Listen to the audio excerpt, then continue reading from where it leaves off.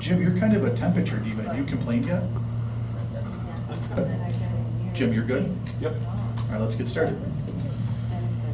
Hello, everyone. Thank you for coming. Today's event is the Grand Jury as the sword in the shield, in the fight for liberty. I find it fitting we have this event today, as was announced over the weekend that Kathy Hochul and Lee Zeldin are debating today. And I find this as a fitting competing event to said debate because it shows two alternative points. Point one, in good old-fashioned American ingenuity and American laziness.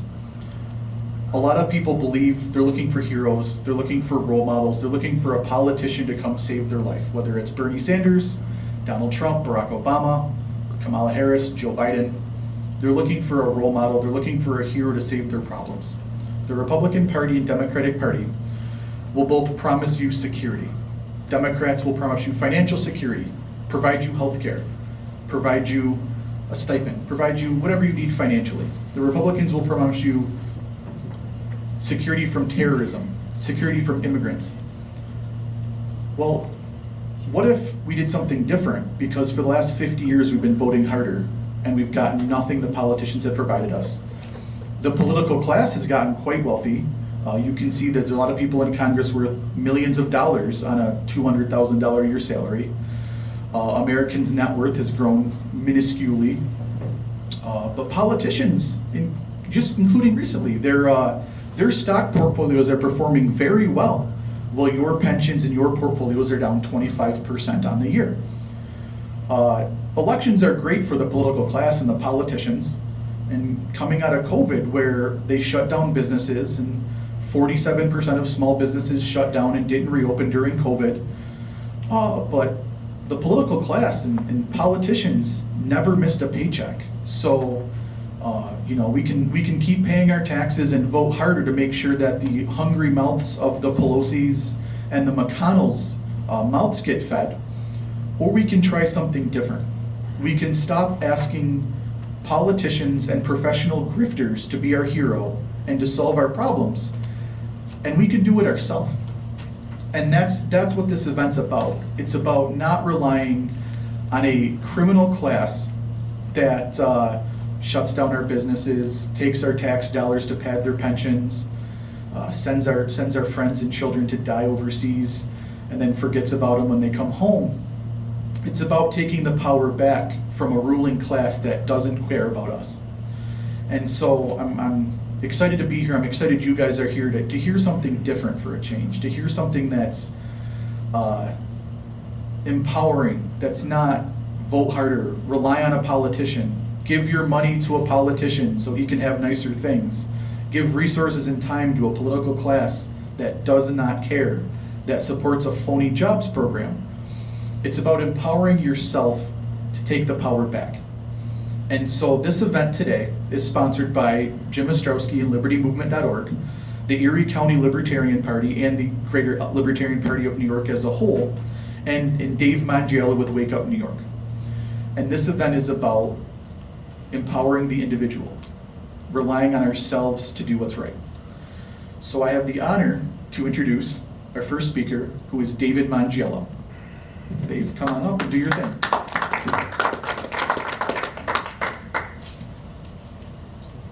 Sorry, turn the lights down. Now we're going to lose some more heat.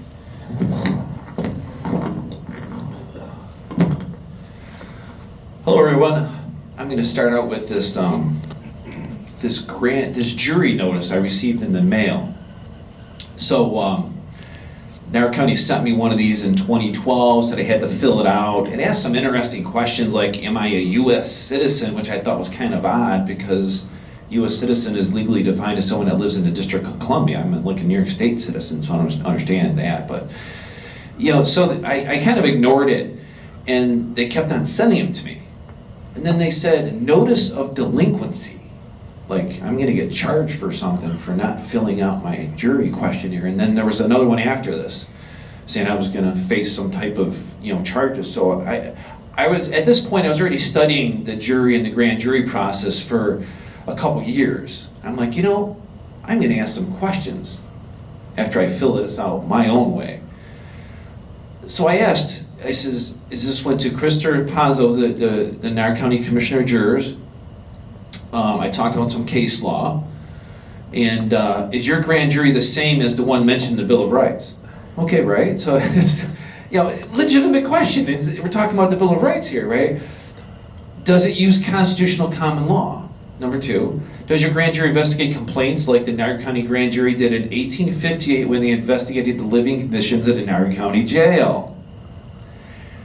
Are your jurors taught constitutional common law? Question mark. Does your jury rule on only statutes? Do you accept presentments from the grand jury, which is a very interesting term? Can your county court accept grand jury filings? Is your grand jury a buffer between the people and the government? Can your grand jury investigate merely on a suspicion? Can we, the people, start our own grand juries? Does your grand jury operate independently of the district attorney and the prosecuting attorney's office? Send me correspondence in 15 days. We, the people, need to know this immediately if this jury can enforce the Constitution. So I got a letter. In regards to your recent correspondence with my office, this came from Rebecca Whitus. She actually was the Commissioner of Jurors. We've been advised to excuse the juror qualification questionnaire delinquency notice that was sent to you. No further notices will be sent to you at this time. We apologize, however, I'm not authorized to provide legal advice in response to your additional inquiries. So I was excused from jury duty, which I didn't want to be. I just wanted to know what my power was as a juror. And it's quite interesting what they do. I run Mongielo, was up in the corner up there, Robinson and Transit Road. I was a guy prosecuted for, putting fundraisers on my sign, send it to jail, and all that good stuff. If you can, if you didn't already get a text this number right here. I can show it to you later if you want, but if you enter this number and then text Wake Up NY just together with no spaces, and it'll ask you a question if you want to be joined the text stream, yes or no. And then you'll get our reminders on what we have coming up in the future regards to meetings and so on and so forth, what's going on. I'll show you the number later. So everybody's seen the red pill, blue pill thing. If you're a blue piller, of course, you don't want to listen to what we have to say because we're going to take you down the different things. So what's going on here? And I thought about this the other day, what is a slave? They can't travel without permission, so you need a passport or license. You can't get married without permission, so you need to get a marriage license. So a slave needs permission to get married. You can't own your property either when you're a slave. So they rent property to you, they call it taxes, and if you read your deed, they just call you a tenant. So you really don't, slaves can't own property either. You can't keep what you earn totally, so you gotta pay that back to your master. And a slave cannot be judged by other slaves in a court. So you don't get a jury if you're a slave. So in New York State and federal procedures, a lot of charges you cannot get a jury. Traffic charges you can't get a jury. They'll pull you into a court. You can't get a jury unless it's a felony, Jim? It kind of depends. In injunction cases, you can't get a jury. Yeah. For example. Yeah, but when you charge from the government, unless you're charged more serious with a crime, you can get a jury. But anything, they can still throw you in jail without a jury, which is disturbing. Because I found out some case law that due process was defined from the Magna Carta as judgment by your peers, which is a jury. But the government doesn't want you to be judged by a jury because I like poking the bear a little bit, especially when it comes to legal things, and I kind of annoy Jim here because he's my attorney a lot of times. You can't say this shit, Dave. So I just said shit. Simeon was a guy who was facing a gun charge in Niagara County. He was an Army vet, Army Ranger. He was involved in a lot of special missions that were over in Afghanistan. Simeon came back to country, lived in the Niagara Falls area, has a disabled son. He gets pulled over on the 4-lane highway over by the river, was 30 miles an hour. He gets pulled over doing 45 in the afternoon. He gets questioned by an officer. Where were you? I was having a celebration. I got a new job. And the officer said, well, did you have any drinks? Well, I had one drink. I think he said one drink, right? You remember? Yeah. I remember. So come out, do a sobriety check. So ran him through like 20 minutes of checkpoint, do this, do that. And the last one of the last checks, he says, can you make sure your body camera's on? He said something to that extent. Where he refused to do the next check unless the body camera was on. So then that was constituted a grounds for an arrest because refusing the sobriety. So they arrested him. They searched his vehicle. Of course, he passed the test with flying colors. Everything was good. His girlfriend witnessed everything. She was in another car behind him. They search his vehicle. They do an inventory check because they want to make sure that things don't missing on your vehicle after it gets towed. So it's kind of illegal to search a vehicle without a warrant, but then again, they found out this inventory check is a way to do it. So somehow they got into a lock safe that was in a center console and found 2 Glock magazines, just the magazines. No guns, no nothing. Magazine is, goes in the pistol. And I don't know, it's the Glock, the 9mm holds, I think 17 rounds, I think it is. And so both mags were loaded to capacity. Well, that's in violation of the SAFE Act. So now they arrest him with a felony. So they indicted Simeon, the grand jury indicted him, because Simeon didn't even know the power of the grand jury. I don't think he even confronted the grand jury to begin with. But the grand jury could have said at that time that we're not going to charge you with this because the law is wrong, so you're not going to be charged. The grand jury could have done that, but the grand jury didn't know that. And I don't think he even had you for an attorney yet at the point. So Simeon was indicted. Well, being he was a vet, Niagara and Erie County have a program called Vet Court. You get to go through this system because a lot of vets suffer from being in service, so they make some mistakes when they get back. So they created this Vet Court system, so if you behave yourself after a year, they drop all the charges against you. So everything would be expunged, gone, done, over with. But you have a year of dealing with you have to get a mentor that's a vet, and they just deal with you through the whole event. But Simeon's fought for our rights. He fought to protect rights that he thought he had here. So when he said, no, I didn't do nothing wrong. I didn't do nothing here wrong at all. So at that point, I think he retained Jim and went to a jury trial. They had, I think, 3 gun owners on the jury. And it was a, 2-day, 3-day trial, I think it was. And I'm in the audience, and I knew about jury nullification. Who knows about jury nullification? Very few people. Okay. What were you going to say, Jim? No. Nothing? Okay. So, jury nullification means that a trial juror, there was 3 elements that Simeon, to be charged with that felony, I think it was 3 elements had to be made. Remember what the elements were? In possession of? Yeah, in possession of the magazine. Was it a working magazine? Whatever these 3 elements were, did you know was illegal? Now, how the legal system works in a felony type court, or really a lot of it, there's elements to the charge.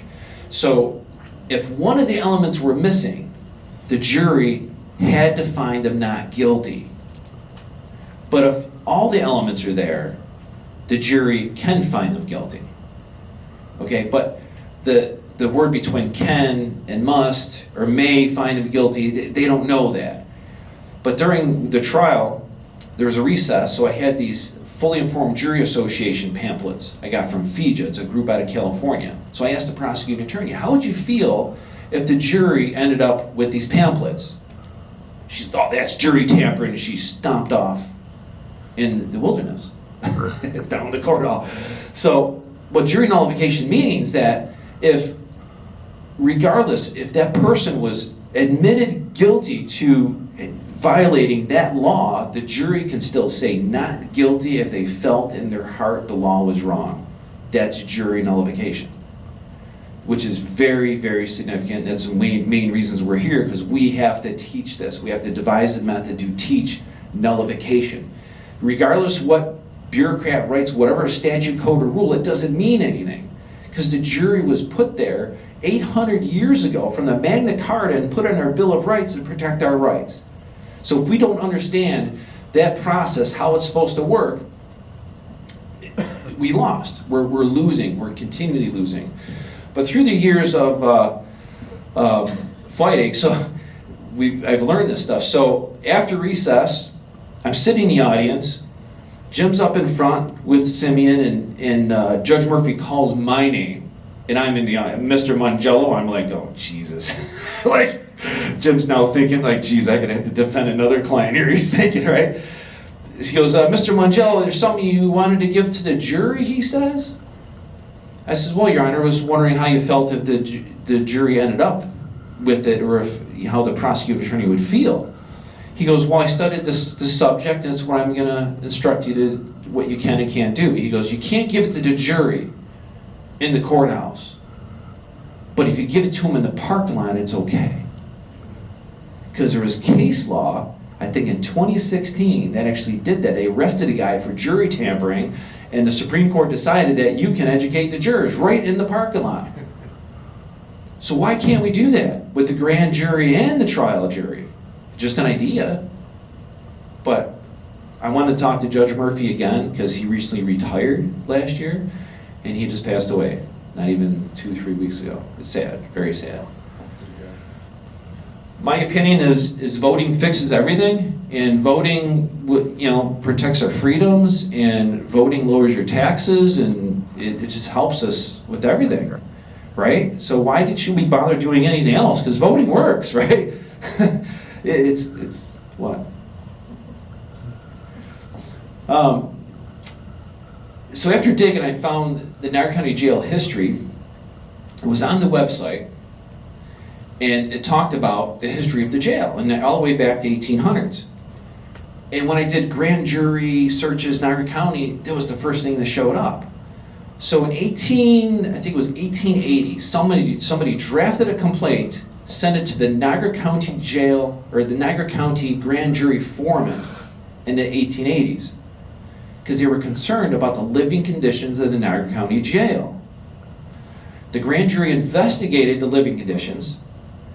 They then wrote a report, sent it to the county government, and the county government had to fix the problems. How come the grand jury doesn't do that now?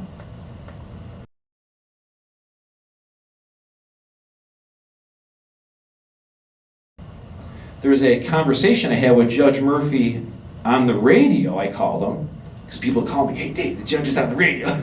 So I called the judge, asked him questions. And I said, well, if we want to get a complaint to the jury, how do we do it? He goes, we'll just send it certified mail to the grand jury foreman. I said, have you ever seen that? He goes, well, my 30 years of practicing law, I've never seen it ever happen. Because we don't know. They don't teach us this. We don't know. So I did it. And the county DA sent me a letter back, Jim's friend. Plays basketball, her son's friends with her, but she sent me a letter, Carolyn Watazik, and said that, now she's a judge, saying that's not how it's done, Dave. And lost my screen here. Did I kick something? Sure did. So, talking to Judge Murphy,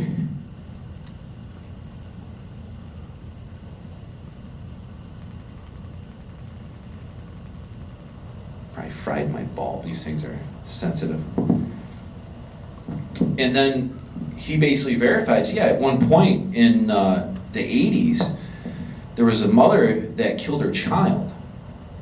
So the grand jury felt it necessary to investigate the Niagara County Social Services.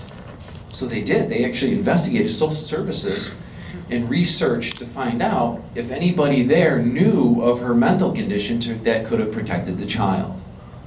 And I don't know if you guys got any experience with social services and family court system. It is beyond corrupt, and that's a system that needs to be fixed, because they forced me and my sisters to live in some of the most deplorable conditions you can possibly imagine. It was absolutely terrible. Even if my dad spent today's dollars probably $250,000 to protect his kids, and couldn't do it because they would give my mom like 2 weeks notice to clean the house because the house was just so filthy. My mom would call my grandmother. She would give her thousands of dollars, pay professional cleaners come in the house and clean the house. And then went back right a month later. We would go to school, with fleas on us, smelling like cat urine. It was just some of the most disgusting conditions we were forced to live in because of the family court system. It's just very, very upsetting, and that's kind of the motivating factor behind me getting involved with a lot of this stuff, because I really feel that we're here. Yeah, my lamp just fried. For everyone else. So I found a lot of court cases, especially there was a case by Antonin Scalia called U.S. versus Williams. And Antonin Scalia goes on to say that the grand jury is solely in the hands of the people, serving as a buffer between the people and the government. The grand jury can investigate merely on a suspicion that a law is being violated. Suspicion. So the grand jury has a lot of power. In downstate New York, in the early 1900s, a group of citizens started a grand jury association in New York County. Erie County's grand jury association was started in 1940. Niagara County, someone I found is still registered as a corporation, was started in 1960. But nobody's doing this anymore because they don't know they're supposed to be doing it. Because your purpose as a human being is to educate other human beings. And when you have government educating us and government moving us down this path of what they want us to learn, they're not going to tell you the fix. They're not going to tell you that this is the way you keep it all accountable. We don't live in a democracy or rule by a majority. We live in a republic, which is rule by law, rule by law. So, for example, I feel the best example of a republic is a trial jury, because you need all the jurors to find you guilty. If one juror says not guilty, that's it. And all that juror has to know is jury nullification. So realistically, statute, codes, and rules, everything these bureaucrats write, don't mean anything. Because the grand jury can say no. The trial jury can say not guilty. So it's two buffers from the Magna Carta that they put in our Bill of Rights. And the Bill of Rights in the Fifth Amendment, it's called a presentment. So if you ever look at it, I had it up here, it says the Fifth Amendment, in order to be charged with a crime, it's either presentment or an indictment by a grand jury. Now I talked to our recent county attorney here, I think it's Brian Seaman. He was on the radio. I asked him, I said, what does presentment mean? So he goes, oh, that's when we present evidence to the grand jury. I says, no. I says, you got to be charged with a crime with a presentment or an indictment. So the presentment has the same power as an indictment. So here, our old county district attorney doesn't know what a presentment is. So I found a Yale law review back in 1992. So what the federal government did with federal statutes, and Judge Murphy, that conversation I had on the phone, you can listen to on my YouTube channel under David Mongielo, that it's all on there. He says that he feels that the state grand jury, the county grand jury, has no more power than the federal grand jury. He said that. He also said that, well, the state really doesn't want the people to know about nullification either. Hell no. So when you look at all the important things of what we need to know and what we need to educate people with, we need to start grand jury associations, without a doubt. We need to get a group of everyday people together and maybe find out when the grand jury's impaneled in a county and stand outside, set up a table. Here's your information as a grand jurist. Understand you have the ability to fix these things. And here's the things that need to be fixed. What's going on with the vaccine? Why did they hide ivermectin? Was the shutdown really necessary? All these key questions. Are these gun controls too much? Laws too much? So it's our ability, it's our right to do this. And they can't say no. Because what law is the jury using when they say no and not guilty? What law are they using when they make a decision that isn't written down? They're judging with their heart. Because it says in the Declaration of Independence, we live in a country of laws of nature and nature's God. And the common law is actually defined in the the American jurisprudence, I went to the UB Law Library and got the definition. It says it's natural reason. It's law that's inspired by natural reason. It's not written down. So regardless what laws, what rules you're living under, we have a right to judge with our heart what is good and what is bad. And that's the most important aspect of this. You know, what is good and what is evil. They want you, I asked the guy the other day, it's like, is it evil? Should I go to jail for not paying my property taxes? Well, yeah. I said, is that evil? Well, yeah. I said, is driving my car evil without a license, without an inspection? He goes, well, yeah, that's evil. This is the impression. These are the people, because the state will write things in an illusion of safety. They want to give you, hey, if you pass these gun laws, you're going to be safer. And that's it. That's how everything is driven from, is safety. Like the window tint laws, you know, car inspection regulations. It's a joke. You know, the car inspection does not make your car safe at all. You know, it just makes the state money, millions of dollars. It's a joke. But I think Jim's going to be next here. Did I go over my time? No, you're fine. You're good. Okay, we're good. But we'll let Jim speak now. And if you guys got any questions, we're going to talk some later if you got any questions. Here we go, Jim Ostrowski, Liberty Movement. One of the few attorneys that will step up to the plate and go against the system. You turn the lights on so the people can see how handsome I am? You're gonna dump that laptop. It's $5. You're gonna clear all this stuff out of here.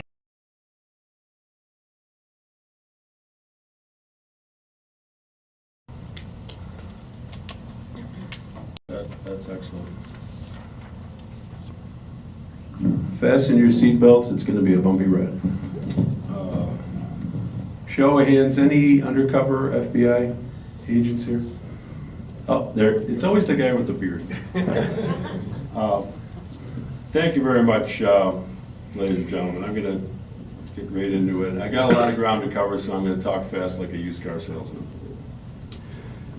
Country is in serious trouble. The last 2 years, we saw the government grab near totalitarian power by executive decree like the Caesars of ancient times. The economy is in a shambles. The schools are filled with crazy left-wing propaganda. Crime is exploding while the government seeks to disarm us and leave us defenseless against criminals and criminal governments. The left-wing Democrats who run this state from their hideaways in the Upper West Side of Manhattan and the Upper East Side of Manhattan have thumbed their noses at the Supreme Court by essentially overturning the pro-Second Amendment decision in the Brune case by passing the most obviously illegal gun laws ever enacted in the United States. Aside from a few lawsuits that will take years to wind their way through the courts, there was no great public uprising. Do you really believe that the very same judges who the politicians put on the bench and who are brainwashed into a left progressive big government mindset in law school are going to come to the rescue? They failed miserably to save us from the lockdown. I filed a major challenge to the lockdown on May 15th, 2020, and the judge assigned to the case sat on it for a year until all the executive orders we complained about had been repealed, and then declared the case was moot. Fool me once, shame on you. Fool me twice, shame on me. What did the dispensers of conventional wisdom tell us to do in response to the destruction of the greatest country that has ever existed? Vote harder. Vote for uninspiring and bland Republicans who promise nothing specific so that when they win, they will owe nothing to anyone but their wealthy donors. Have you read the platforms of Lee Zeldin, Mitch McConnell, and Kevin McCarthy? Don't bother. I read them so you don't have to. The GOP stands for nothing, and although they will win the House again, like they did in 1994 and 2010, they will waste the opportunity once again because they believe in nothing. After they won in 2010, I publicly challenged them to do just one thing right. Get rid of the Housing and Urban Development Corporation, a useless, corrupt, destructive, and unconstitutional federal agency that wastes $60 billion a year. There's nothing federal about housing. It's as local as you can get. It's totally unconstitutional. What did the GOP do? Nothing but keep HUD and keep flushing over $60 billion a year down the toilet. We are here today to say that stronger medicine is needed. We need to take matters into our own hands because we have seen the handiwork of politicians, judges, the media, big tech, big pharma, big medicine. We need to realize and recognize that electoral politics is a rigged game and that we need to choose different battlefields from those where we must attack the adversary at his strongest, most reinforced position, like Lee tried at Pickett's charge in Gettysburg. Instead, we propose today to turn the tables on our adversaries and move the battle to more favorable ground where we can catch our opponents by surprise and where we have the tactical advantage. In my 5 books on the subject, I recommend a wide array of direct citizen action to advance liberty. But today we want to talk about one of the oldest mechanisms, as Dave talked about, to check the power of the state and tyrants, the grand jury. In Old England, the grand jury was designed to check the power of the king and later Parliament, and played a role in England becoming one of the freest nations on earth and the birthplace of the Liberty Movement in 1650. The British levelers and Whigs were the unheralded pre-founding fathers who heavily influenced the American founders. The framers locked in the right to a grand jury in the Fifth Amendment, and in many states, including New York, ensconced it in their own constitutions. Murray Rothbard wisely observed that almost every device designed to advance liberty was eventually perverted to shrink it. And so with grand juries. Legislators, judges, and prosecutors combine to eventually reduce its role, its authority, its autonomy, and its power to advance liberty. Today's grand juries are such a rubber stamp for abusive prosecutors that even the chief judge of the state of New York said, quote, "A grand jury would indict a ham sandwich if that's what you wanted." One study concluded that grand juries indict 99% of the time. Why did the grand jury decline as an essential means of protecting us against government tyranny? First of all, the ideology of the American people drastically changed from small government libertarianism to big government progressivism. Second, progressive legislators, judges, and prosecutors changed the rules and practices of the grand jury. For example, they make it a crime for people to contact the grand jury and ask them to investigate crimes, and they require the prosecutors to sign off on all indictments. Third, the grand jury was supposed to be the institution that protected the people from government. However, these days, 15% of the people on the grand jury work for the government. Since whose bread I eat, his song I must sing, we can predict that the 3 or 4 grand jurors out of 23 who work for the government will tend to favor the prosecutor's point of view. Since there are about 1 million police officers in the country, the typical grand jury may also contain at least 1 police officer who can be counted on to favor the prosecution. Fourth, the entire experience of a grand juror, from the time they enter the courthouse to the time they complete their assignment, is coercive in nature and not designed to inculcate an attitude that the grand juror is an independent and powerful constitutional officer. In an ideal world, jury service would be voluntary, like so many of the things we do to create a better community. However, in this world, it is compulsory, which sadly sends completely the wrong message to grand juries, that they are under the control of the court, prosecutors, and police, when in fact, as it pertains to their actual function, they are not under their control at all. Second, when they arrive at the courthouse, like all other courtroom visitors, they are treated like criminals and subjected to a humiliating search without probable cause. Americans are used to these searches now, like the boiled frog we've all heard about many times, and now barely give it a second thought when our women are ordered to empty your purses and our men are told to take their belts off. Again, this experience, even subliminally, sends a clear message. You are under the control of the police, the judges, and the prosecutors. Notice that they all exempt themselves from these searches. Only citizens are not to be trusted. Finally, when you get to the courtroom or jury room, you're given an endless series of orders as to what you may not do or what you may do. Please, sir, may I use the bathroom? You are kept in seclusion and secrecy and have no choice in the matter. State and federal law tries to make any contact with a grand jury a crime. Finally, the judge and prosecutors give you legal instructions, some of which are correct and some of which may not be correct. These instructions contain many warnings and prohibitions. Again, Some of these may be valid points, but to add to the cumulative atmosphere of coercion, which seems to belie what Judge Scalia said, that the grand jury is an independent institution, not under the control of the government. The combined effect of all these dynamics sends a clear message. You are an inferior player in the system. You are inferior to all the other actors in the legal system, the court officers, the prosecutors, the judges, and even their staffs. This message does not inculcate an attitude of fearless independence a grand jury needs to fulfill their original purpose as bulwarks against officials who abuse their power, including the police, the prosecutors, and the judges, the very people who control the grand jurors from the moment they enter the courthouse to the moment they leave it. We have no magic solution to this conundrum other than exactly what we are doing here tonight, explaining to citizens that if you are called to serve on a grand jury, remember these things. The judge is not your boss. The judge is not your boss. The prosecutor is not your boss. You don't have to indict anyone you don't want to indict. You have the right to investigate public corruption, as Dave said, and misconduct. Issue indictments, whether the prosecutor wants or the judge wants you to do so or not. Can the grand jury be salvaged? We think so, and that's why we're here today. In any event, we have to exhaust every peaceful and legal means of redress to save our country from those who hate it and want to destroy it. Over the decades, the legal establishment has tried to limit or reduce the powers of grand juries by formal and informal methods of control. However, since the grand jury is a constitutional institution that predates even the founding of the United States, they were not able to abolish it entirely or eliminate all of its historical prerogatives. That's their Achilles heel. What we propose is simply this: educate the public as to their existing and clearly established legal rights as grand jurors, pursuant to constitutional law, the common law, statutory law, and court rules. The legal establishment does not really want you to know anything I'm about to tell you.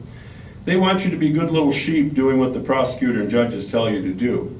What I am here to tell you is this: the grand jury is not the adult replay of the government school classroom with the kids in the back and the teacher up front barking orders at you, backed up by the principal down the hall if you show any signs of gumption. As grand jurors, the prosecutor is not your teacher, and the judge is not your principal.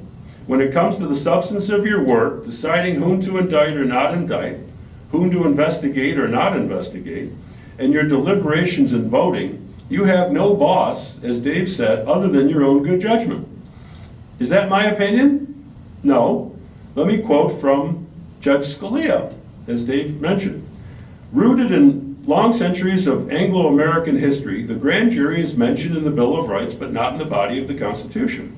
It has not been textually assigned, therefore, to any of the branches described in the first three articles. It is a constitutional fixture in its own right. In fact, the whole theory of its function is that it belongs to no branch of the institutional government, serving as a kind of buffer or referee between the government and the people. Although the grand jury normally operates, of course, in the courthouse and under judicial auspices, its institutional relationship with the judicial branch has traditionally been, so to speak, at arm's length. Judges' direct involvement in the function of the grand jury has generally been confined to the constitutive one of calling the grand jurors together and administering their oaths of office. The grand jury's functional independence from the judicial branch is evident both in the scope of its power to investigate criminal wrongdoing and in the manner in which that power is exercised. Unlike a court whose jurisdiction is predicated on a specific case or controversy, the grand jury can investigate merely on suspicion that the law is being violated, or even because it wants assurance that it is not. It need not identify the offender or suspects, or even the precise nature of the offense it is investigating. The grand jury requires no authorization from its constituting court to initiate an investigation, and in its day-to-day functioning, the grand jury generally operates without interference from the presiding judge. It swears in its own witnesses and deliberates in total secrecy. The grand jury remains free to pursue its investigations unhindered by external influence or supervision, so long as it does not trench upon the legitimate rights of any witness called before.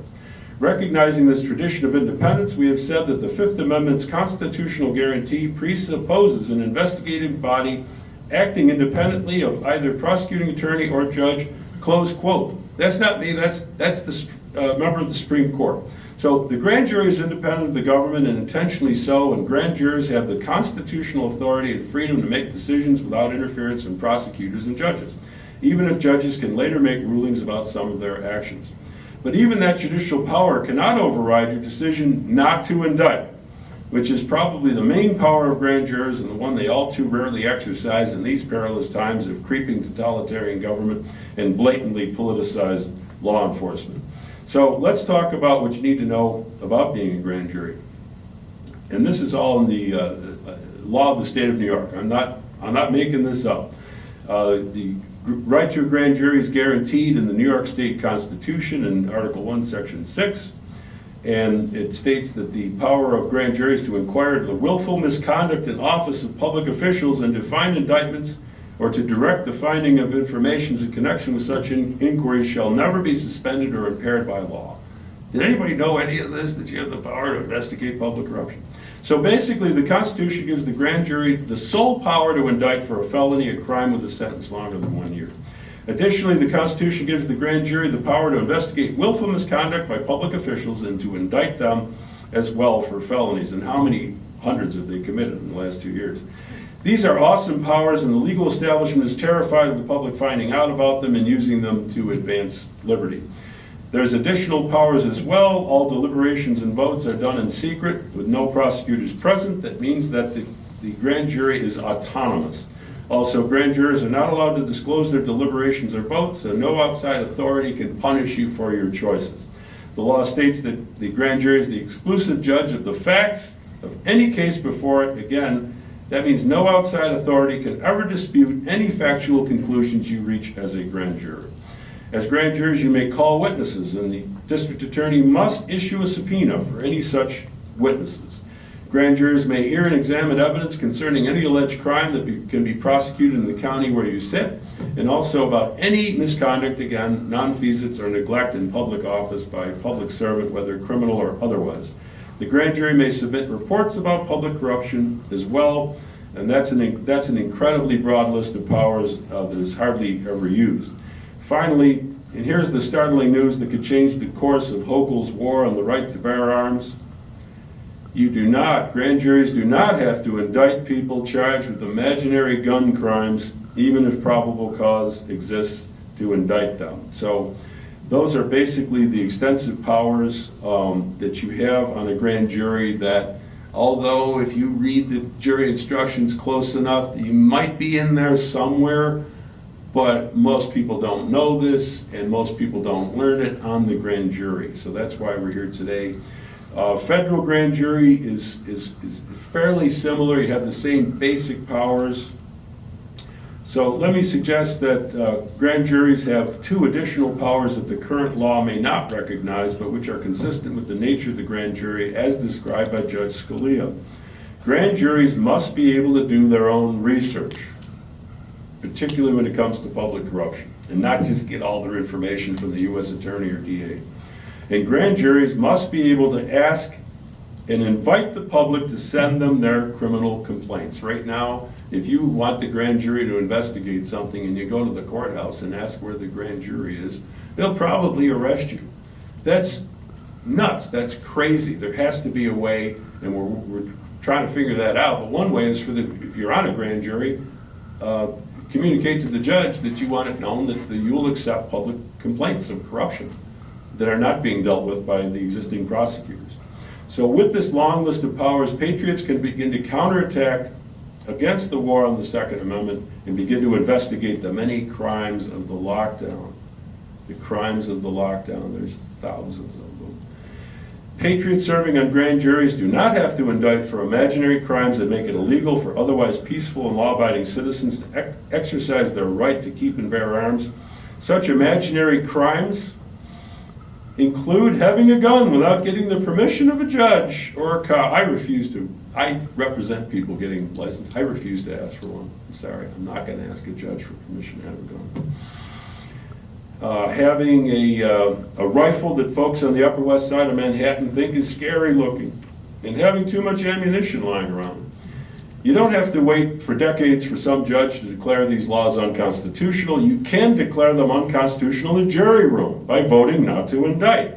That is how you can use the grand jury as a shield against tyranny. But we can also use grand juries as a sword to investigate the many crimes of the lockdown. In my webinar with Naomi Wolf on using the criminal law to investigate the crimes of the lockdown, we listed many potential crimes that may have been committed, and these include threatening medical professionals with disciplinary action for making or even discussing reasonable treatment decisions. That's a crime.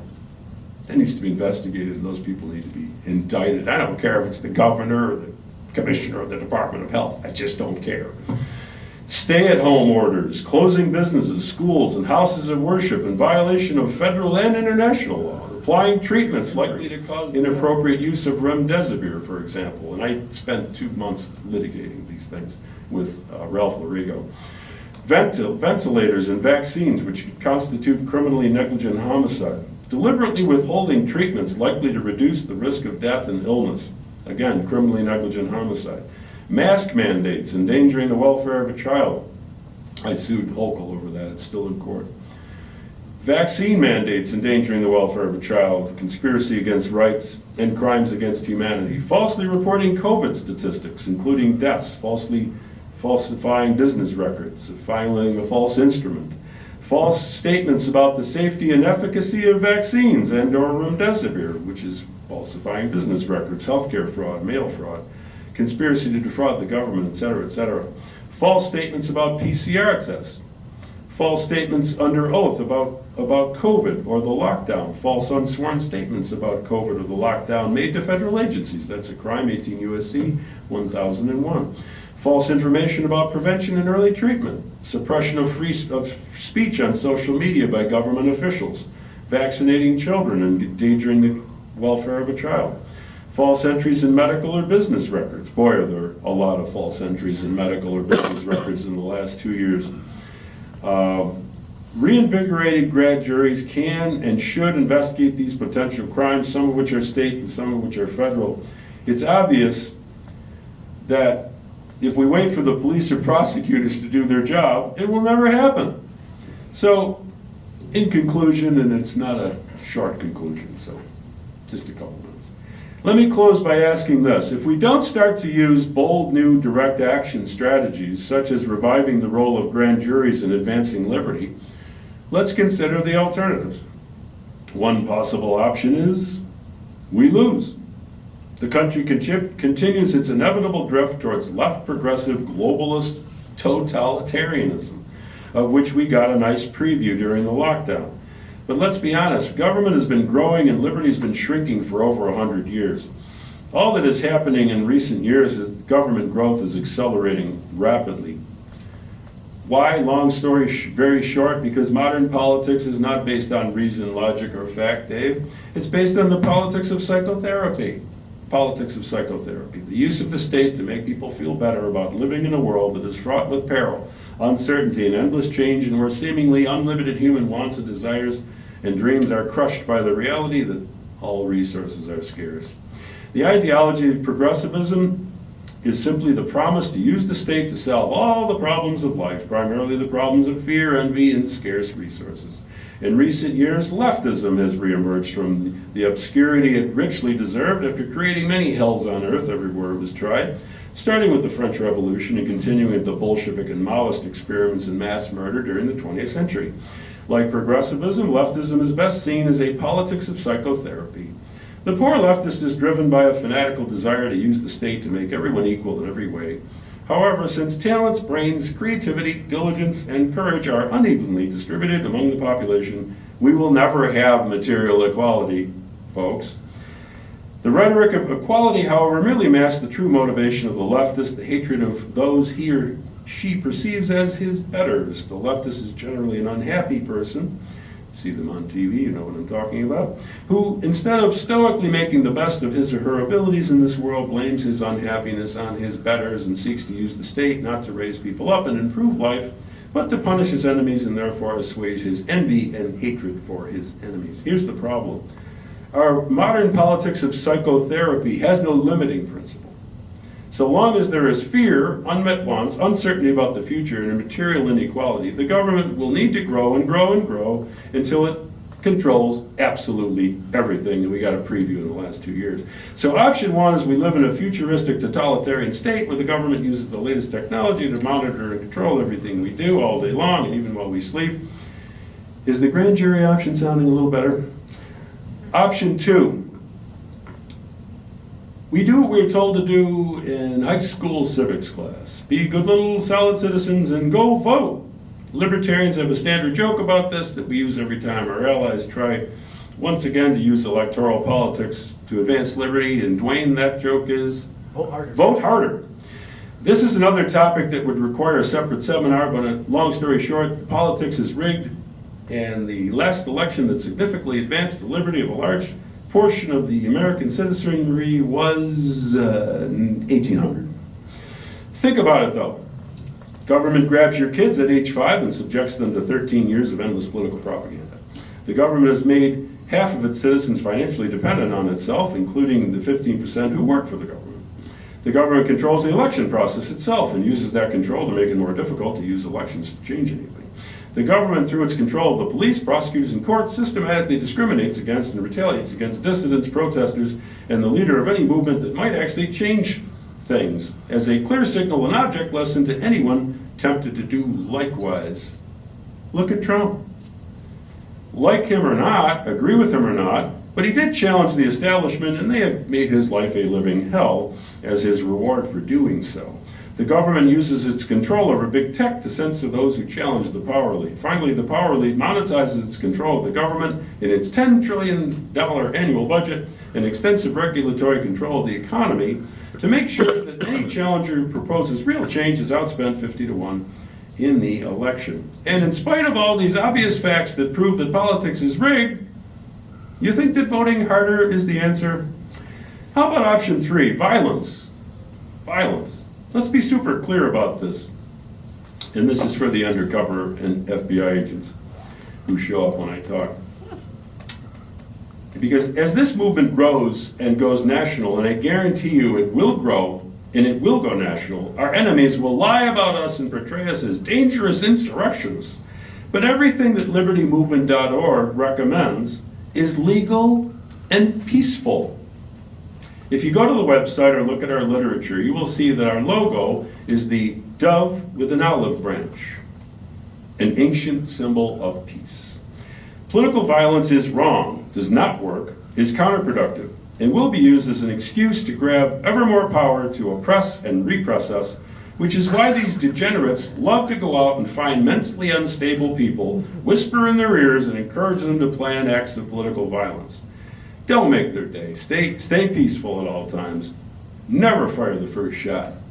Never fire the first shot. Worse yet, there is no guarantee that a violent uprising would result in greater liberty, even if the current odious regime is replaced. While it is true that the American Revolution did increase the liberty of most Americans for a period of time, most revolutions, growing out of violent civil war and chaos, leading to conditions where, to paraphrase F.A. Hayek, the worst get to the top, result in the installation of authoritarian or even genocidal regimes. Meet the new boss, worse than the old boss. Peaceful means of change, on the other hand, that require, as we're doing here tonight, the changing of hearts, minds, beliefs, and values are the only means of achieving permanent increases in liberty. Reviving grand juries is one important means of peaceful and legal change that libertymovement.org will be rolling out in the coming months. And thank you very much.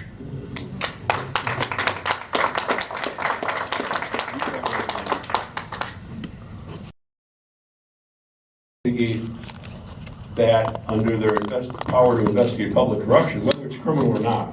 So I think that both sets of grand jurors could investigate that. Subpoena the governor and everything. You know, it's a very, you know, DA has to sign the subpoena. Yeah. What I like is in the early 1900s, I found that the grand jury, this was on the Nair County Jail website too, there was a jury wheel in the jail, or in the sheriff's office. So the sheriff's office had a jury room right there. So a lot of the previous juries were housed in the sheriff office. And it's like, oh, I didn't really think about the significance of that till later on. It's like, well, that's brilliant. Because the sheriff is legally deemed as the chief administrator of the law. So in order for the government to prosecute somebody, they had to go through the sheriff to allow them to get to the grand jury. I thought that was brilliant. So is there any statute that's saying we can't go back to that system again? Because the only reason why they moved it to the courthouse is to manipulate it. That's the only reason why they moved it there. But in my opinion, the grand jury could say, we're going to move back over here and get away from that. I just want to tell you one little anecdote. I hope that is interesting. So I have a long interest in the grand jury because my father was a judge. And when he got on the state Supreme Court, they assigned him to the grand jury part. And he read the law, and he said, the law said, the grand jury is part of the court. And so he had the grand jury in and said that you're going to meet in my courtroom, not public courtroom. You're going to meet privately in my courtroom. And boy, I wasn't even in law school at the time. There was a big controversy. My father stirred up a lot of controversy in his day. There was a big controversy because the DA didn't want the grand jury meeting in a part of the court, confidentially in court, in their own room. My father certainly wasn't going to tell them what to do or sit with them. Because the grand jury at that time, and this is the room I was in when I went in with a couple of clients, to get into the grand jury, you went up to a certain floor, it's not there anymore, and it said, District Attorney's Office. To get into the grand jury room, you had to go inside the grand jury's office, or the district attorney's office. And my father said, well, that's wrong. It's obviously wrong. Well, they took it up to the appellate division, and the appellate division wasn't having any judicial revolutions concerning grand juries, and they ordered my father to allow the grand jury to meet inside the district attorney's office. So that's how bad it is, and I probably should have mentioned this in my talk. That's how bad it is when the prosecutor controls the grand jury physically, when the grand jury is there to check the power of the prosecutors, because the founding fathers, they didn't really trust government very much because they were students of history. Jefferson read Greek and Latin. They knew all the bad stuff that the Romans did, all the bad stuff that the Greeks did, and all the bad stuff that happened in the Middle Ages before then, and in England, and under the bad kings in England too. So they didn't trust. So you see how absurd the grand jury has been completely denuded of power, and that's why we're here tonight. I know we've missed. Did you have a question? The back. Where? Yes, go ahead. You said Scalia indicated that a grand jury is supposed to be autonomous. Yes.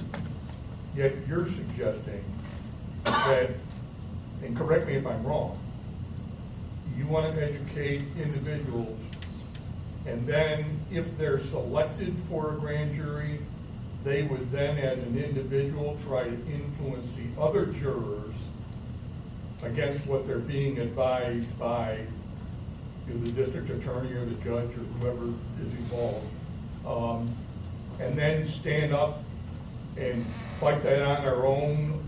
Nobody else can interfere with it. How do you really think that that's going to work? Well, I don't think I understand your question. All we're trying to do is educate people as to their legal rights if they're on the grand jury. And what I said was, if somebody talks about, hey, we don't have to indict somebody, and they get into a dispute with another grand juror, ask the judge, because the judge is, under our system, the prosecutor's authorized to give legal instructions, but the prosecutor's not going to be the one resolving this dispute. All I'm saying is, if there's a dispute in the grand jury, ask the judge, and the judge will clarify. But we're not telling anybody what to do. We're just saying these are your legal rights. Okay. To, if you are on a grand jury. Because by the time you're picked on a grand jury, if you're kept in the dark, you never learned it in school, you never learned it on TV, you never learned it at a program, and really quickly they read some instructions to you while you're still groggy from getting up early to be in court, it's gonna go completely over your head. And that's the system we have now. Well, because the system is controlled by the individuals who gain from having the system the way it is now, Right. if you cooperate with them, and you said it yourself, you suggested to the judge, or you advised the judge, won't you advise them that they don't have to indict my client? And he refused to do it. Right. You know, Dave, you've seen it, I've seen it, Jim, you've seen it. Judges don't do the things that they're supposed to do, neither do prosecutors or even defense attorneys. It's a game really for them, and they all make money as a result of it, and then they decide whatever they want to decide for whatever reason they want to decide. But- What a grand jury is supposed to do is, I agree with Scalia, it's supposed to be autonomous. You're not supposed to have to go to, a district attorney and say, hey, may I please? It's governed by the people to control those people that you're talking about. But they don't know that. Well, And the people don't know it? the people on grand juries, in my opinion, do not know what we're talking about here tonight. But that's because So it's all we're their doing. grand jury. Pardon me? If it was your grand jury, if you set up your grand jury, or this young lady over here sets up a grand jury and said, okay, we're going to hear this case, and we're going to do it in a business manner, we're going to do it legally, and then we're going to have a presentment, as Dave said, and now we're gonna bring these charges. And if you then have to go to a judge, the way it really should work is, if you then go to a judge, he's supposed to take that case. Are you But talking about a privately constituted grand jury? isn't that what Scalia's talking about? No, he's talking about the grand jury that's convened by state and federal government. Well, No, we are the government. So we have the ability to do it. Now, remind people. But if we in this room just got together and said, we're a grand jury, nobody's gonna listen to us. And why? Well, good question, but If we had the people behind us, because there's no tradition in our legal system comes from England. I challenge anybody to tell me where there was a sort of a privately convened grand jury. I know that before the current system, the sheriffs convened the grand jury. The sheriff is in office that goes back into medieval England.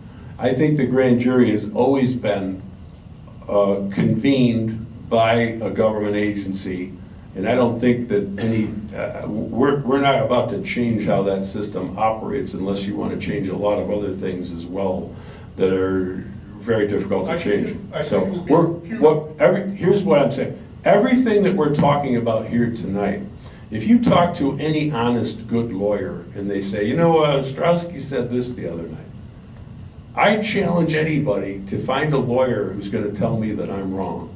I'm quoting from the statutes, the criminal procedure law. I'm quoting from court rules. I'm quoting from Supreme Court opinions. There are some gray areas, I admit, and I mentioned what those two are about contacting and investigating on your own. Those are gray areas. I think I'm right, by the way. But on the other areas I mentioned, everything we're saying is this isn't a question of, this is an unconventional legal theory, like, the tax protester movement. I don't know if you're familiar with that. This is not an unconventional legal theory. Well, all we're saying is, this is the law. People just don't know the law, and it would be really nice if they did. That's really all we're saying here tonight. So on that same point, we can't be viewed as these nutcases. We have to use a system that's already there that has a lot of power, just that they don't know it. But according to Scalia, in my opinion, I think we have a right to start our own grand juries, and the history shows that we had grand juries in churches, town hall meetings, and so on and so forth, but we already have an existing grand jury. We don't need too many people to influence the grand jury. If we get people like the sheriff on our side and other higher up people saying, we're sick and tired of this downstate. That's been tried for. But what Jim Vortor told me years ago when he was a sheriff, he goes, Dave, it was regarding a gun case we're working on. He goes, Dave, I can't go against this because I get paid $55 million from the state. That's right. So right there, we have to say, the grand jury have the authority to say, look, you're gonna bribe our sheriff with $55 million? No, you're not gonna do that. You're still gonna give us the money, and we're gonna say we're not enforcing these laws here. That's my opinion of what the grand jury can actually do. If you were autonomous, you could do that. Well, to a certain point, I think it is, but we need public support on an existing system. We need to have good communication, need to educate, and try it. We have nothing to lose by trying it. Time. Can I ask you a question? I've been wanting to do this idea for a long time, and we finally got the time to do it. And I think, we put on some good ideas, but I really want the people here to tell us, are we barking up the wrong tree?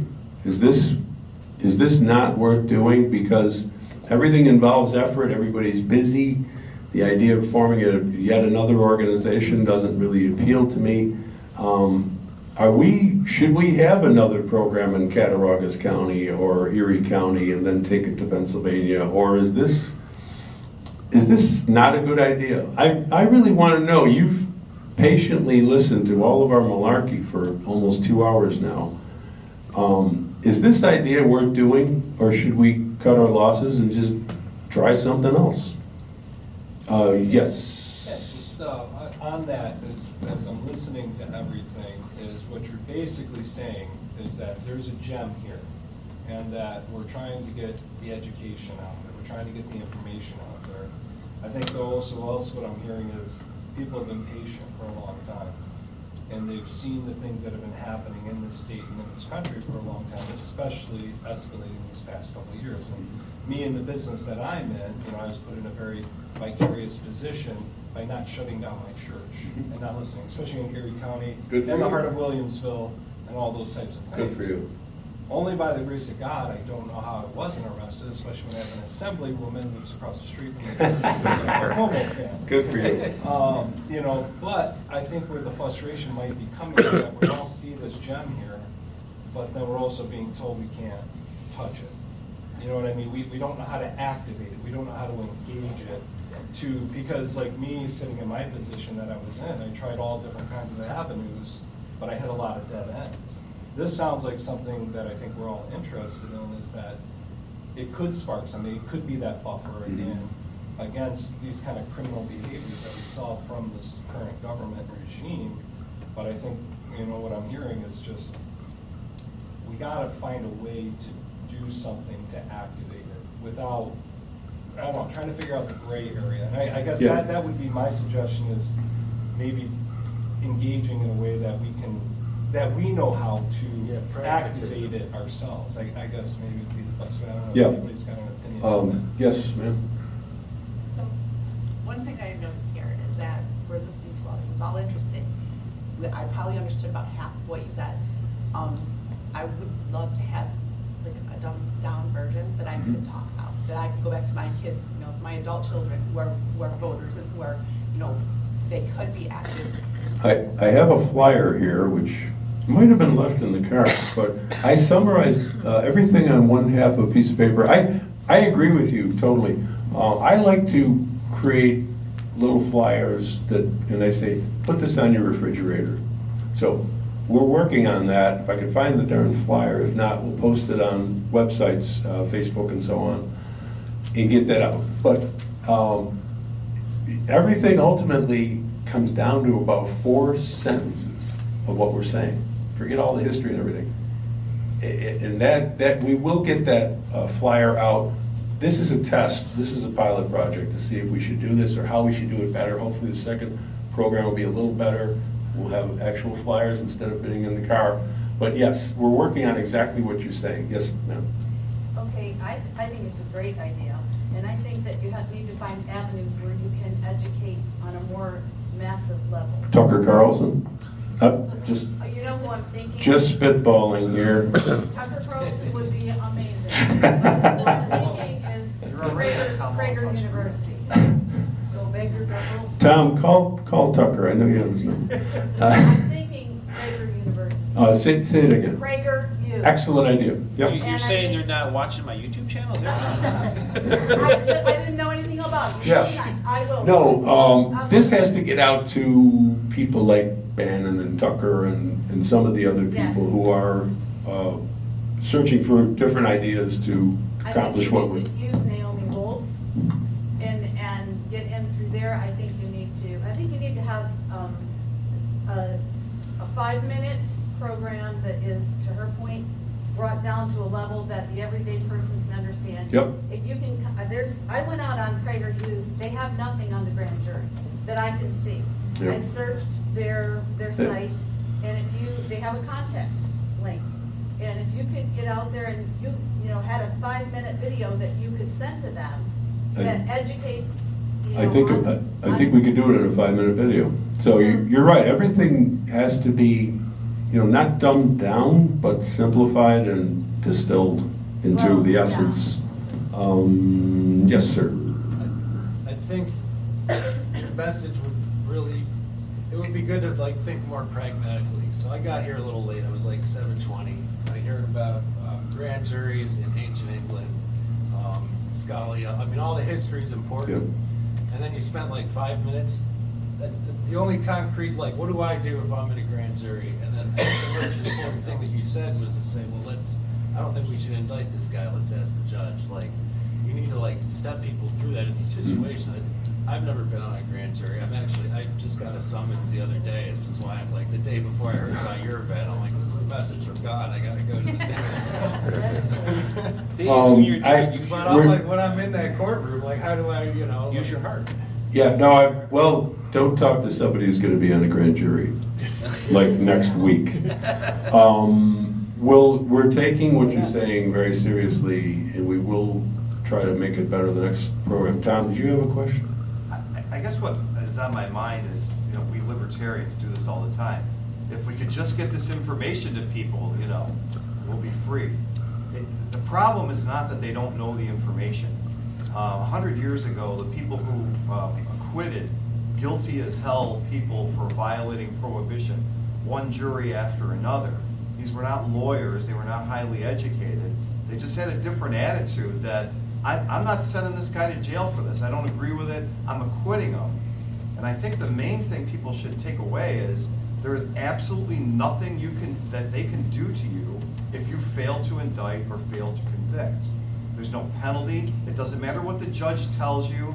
You can ignore everything he says, everything everybody says, and just acquit or not indict. And I think it's very simple. You don't need like a technical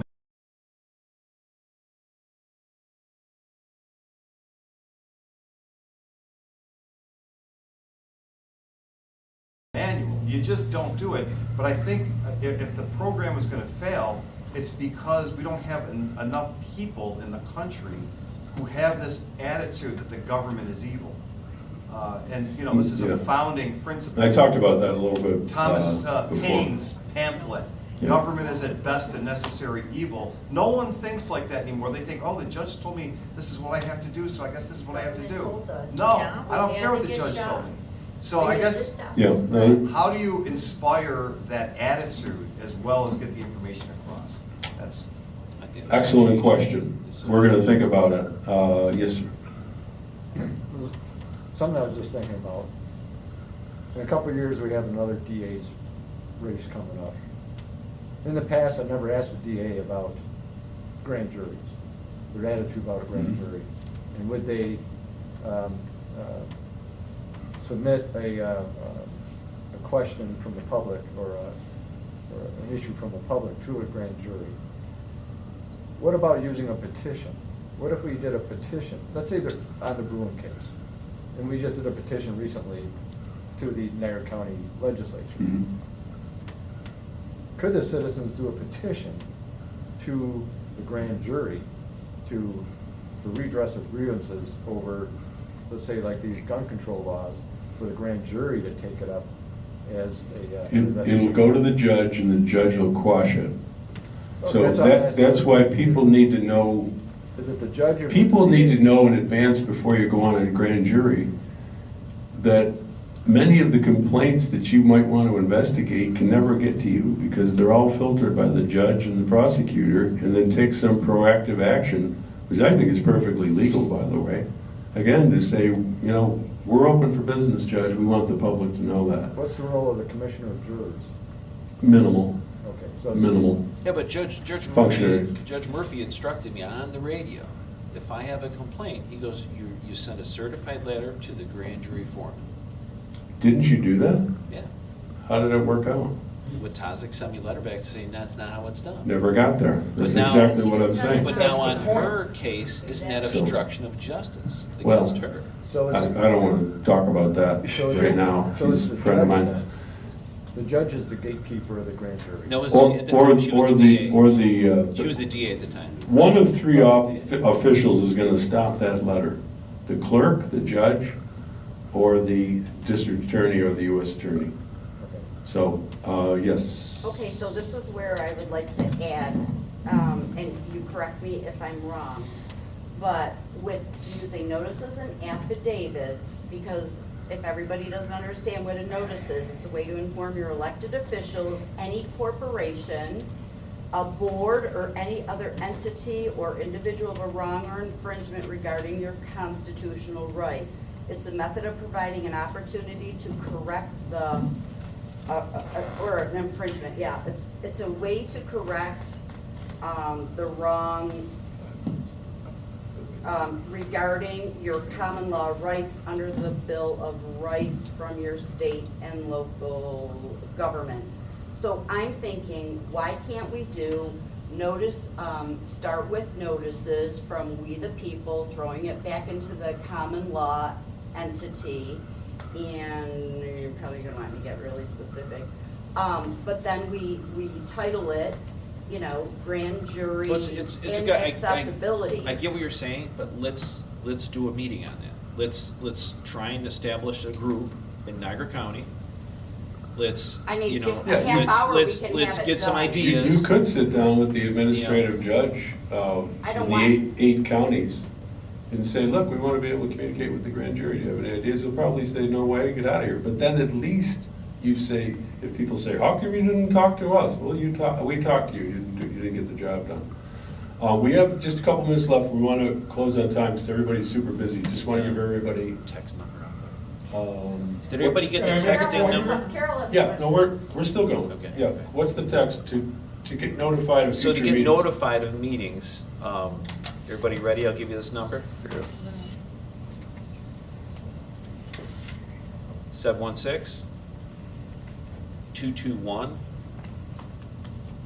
716-221-3821. That puts you in a texting group that comes from Constant Contact. You text that number, text Wake Up NY.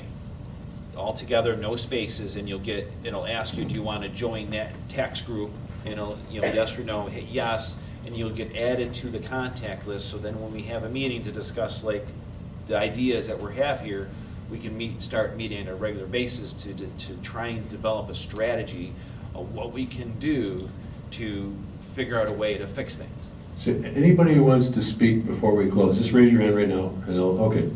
4 more people, and then we'll close. 5 more. Okay, yes. Just a comment. Yeah. So to answer your question is yes, keep doing what you're doing. Okay. My specific point was you do have a gem, but I think, I'm hearing the lady here trying to find ways to activate that. I think that would be the number one thing. Execution of the idea. Execution Yep. of it, and then I heard back their wonderful thing, Prager University, things like that. There's a gentleman, Father Josiah Trenum, he's an Orthodox priest in California, that just did an interview with Tucker Carlson over a lot of the things that are going there. So people are listening like that, and Yeah. I think you guys have something very good. So I want to encourage. Okay, that, we'll do at least one more, given your feedback, and I didn't see anybody leave, so you're not totally bored by us. Yes. I just wanted to say, I did sit on a grand jury, like 15 years ago, and I had no idea. And as a matter of fact, I was trying to get out of it because I was like busy working and I didn't realize the importance of all of it. And I remember them telling me, well, just because you're the manager and you're the only one, that's not an excuse, so they put me on. I'll tell you, it's very intimidating because you do have 24 people. Don't give us details. Okay, But- so I just remember, you know, it's like, well, You- Sorry, go ahead. you have to, I'm gonna just, without any details, You didn't know what we're talking about here I tonight. had no idea, and had I known. That's what we believe. I'm sitting here going, right, because I've sat in some things going, well, I don't agree, I mean, I don't agree with this law, like, this is ridiculous. But Exactly. the Perfect. prosecutor came back in, because, you know, I spoke up and said, well, can you read that again? And they read it, and I said, well, I don't care what they read. I mean, in your heart, and we said, well, we have to go by the law, and so we went by the law.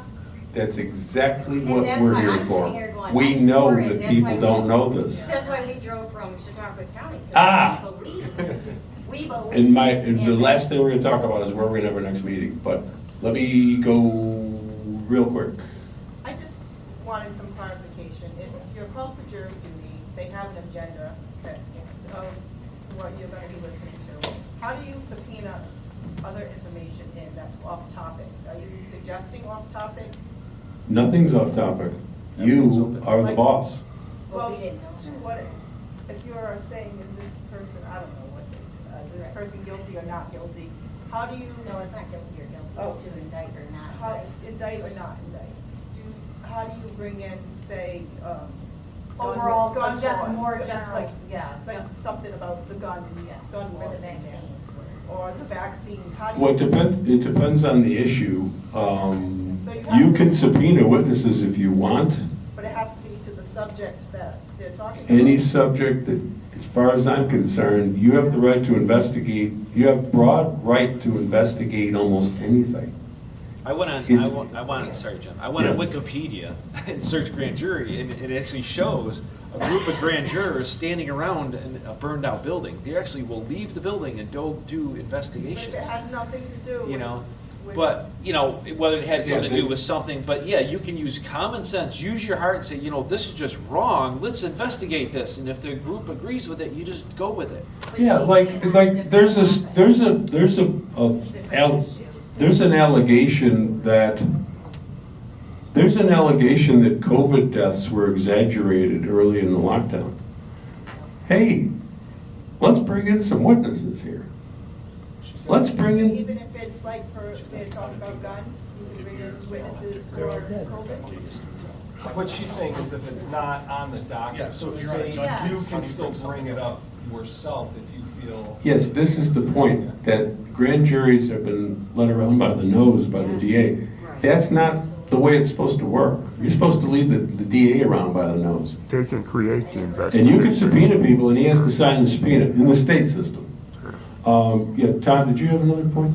Yeah, two things real fast is, one, I think, what I was hearing from you is, if you're trying to influence a jury that's convened, there's some diciness there. That's a problem. And I think that that's not a thing to focus on, because they will go stretch the tampering Of course, yeah. law as Yeah. far as they have to try to come after you. But if you are in there, the other thing I was gonna say is, everybody in the system is gonna try